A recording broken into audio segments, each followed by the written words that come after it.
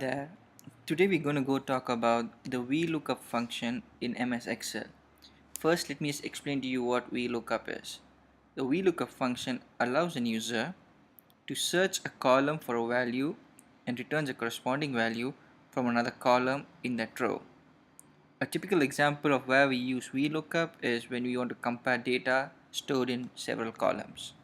So let's go ahead and look at a sample data and see how this VLOOKUP function works. Here we have a list of enrolled students who have taken up different courses. The current requirement here would be to look into the list of students mentioned in column K and try to find out which course have they taken. The initial source which we would be using for comparison would be column F and column G. Column F, which has a list of all students, and column G, which has this course which each of the students has taken. If you look at it, we have a sample of about 500 odd data, 500 odd customers for whom data is available. Our requirement is only to look into these set of students in column K, which is about 30 odd students, and try to see which course have they taken. The way how we would go about doing is we would use a VLOOKUP function to look into each of these student names in column F and try to see what is the corresponding course they have taken from column G. How we would go about doing this is use the VLOOKUP function.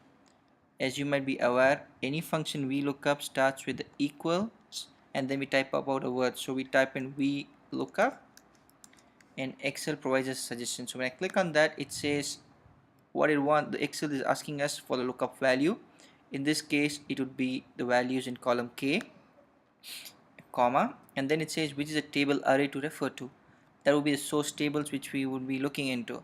In this case, it would be the student names and the corresponding courses they have taken in column G. So I would select column F and column G and select the entire range here, and then comma. It says which column index number are we looking into. In this case, we would like to know what course has each of the students taken, the corresponding name available in column F. So in this case, column F would be reference index number 1 and column G would be reference column index number 2.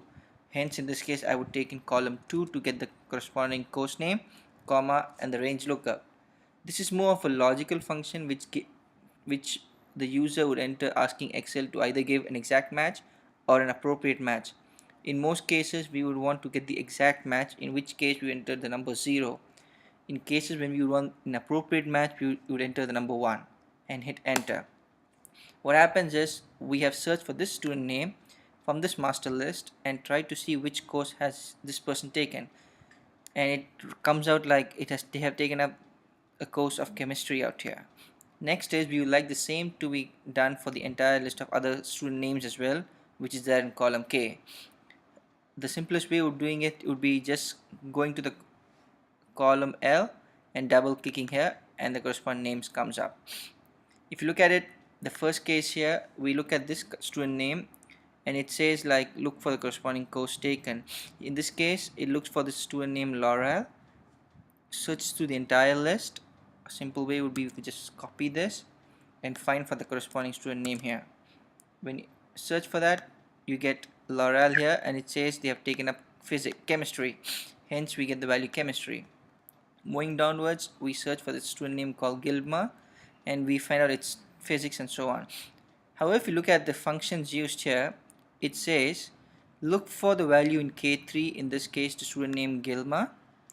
It says the reference would be from column FG. It just takes values from F2 onwards to 502, which is the last student name available. What's happening here is it's when it starts scrolling down, it actually skips out each of the previous entries. So in this case, when you come down here, it only starts from column 3 and just goes down. It goes down to row 4, row 5, and so on. Coming down here to this particular student here called Leota Diliet, we see like there's no course to which this student is tagged to.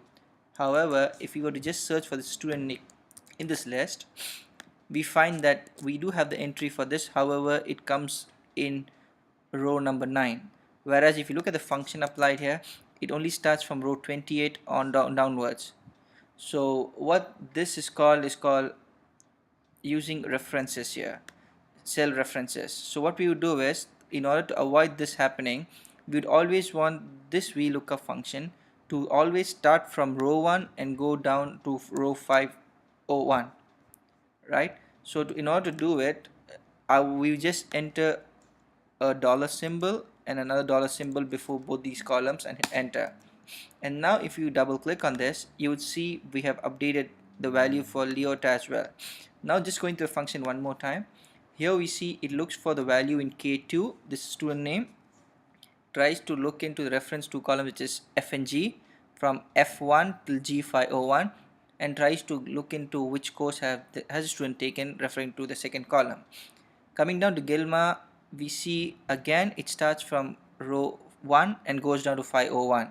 Similarly, if we were to go down to each of the students, only the value of K7 or K8, whichever comes in the first value, is changed, and everything else remains constant. Hence, in this case, we see we would be able to get which course each of these students has taken.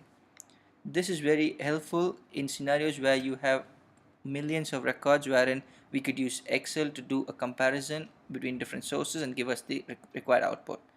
Hope this is helpful for you. Thank you.